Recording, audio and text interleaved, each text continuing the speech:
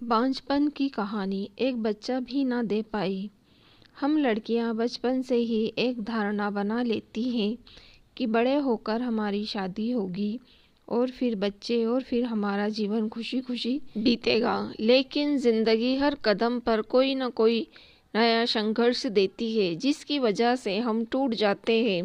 मुझे बचपन से ही शादी और खुद के बच्चे का बहुत शौक था। 24 की उम्र में मेरी शादी हो गई थी, लेकिन शादी के 1 साल बाद भी मुझे बच्चा नहीं हुआ तो सब ताने मारने लगे। किसी को लगता था कि मैं और मेरे पति अभी बच्चा नहीं चाहते और किसी को लगता था कि मैं बांझ हूँ। मैं और मेरे पति ने 5 साल तक बहुत कोशिश की, लेकिन हमारा बच्चा नहीं हो पाया। ये एहसास बहुत डरावना होता था।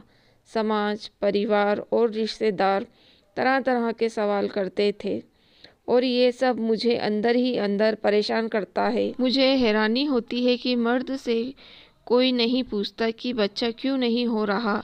यह सवाल औरतों से ही किए जाते हैं। खासकर हमारे देश इंडिया में ऐसा सवाल दिल में सुई की तरह चुभते हैं, क्योंकि मैं जानती थी कि शायद पूरी ज़िंदगी मेरा बच्चा नहीं हो पाएगा।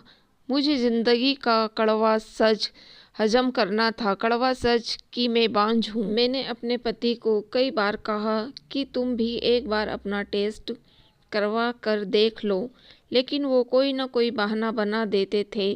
उन्हें लगता था कि आदमी में कोई कमी नहीं होती, सारी कमियां औरतों में होती है। जब किसी को पता हो कि वह माँ नहीं बन सकती तो हर समय ऐसा लगता है जैसे कोई बीमारी हो, चाहे कोई भी परिस्थिति हो।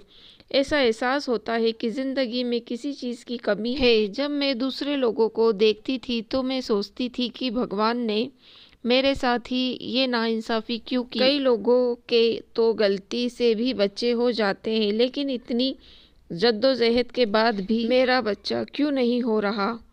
मुझे लगता है कि ज़िंदगी में माँ बनना सबसे बड़ा सुख है और ये सोचकर हर वक्त मेरा साथ रहती है। हर समय मैं यही सोचती हूँ कि काश कोई चमत्कार हो जाए और मैं माँ बन जाऊँ। बच्चा पैदा ना कर सकने की वजह से मेरी सेहत तो बिगड़ ही रही है, साथ ही मुझे मानसिक पीड़ा भी घेरे हुए है। यही नहीं, मैं और मेरे पति कई तरह के क्लिनिक भी जाते हैं जहां हमारा बहुत पैसा भी खर्च होता है। एक उम्मीद है कि शायद किसी डॉक्टर के पास मेरा बांझपन का इलाज हो।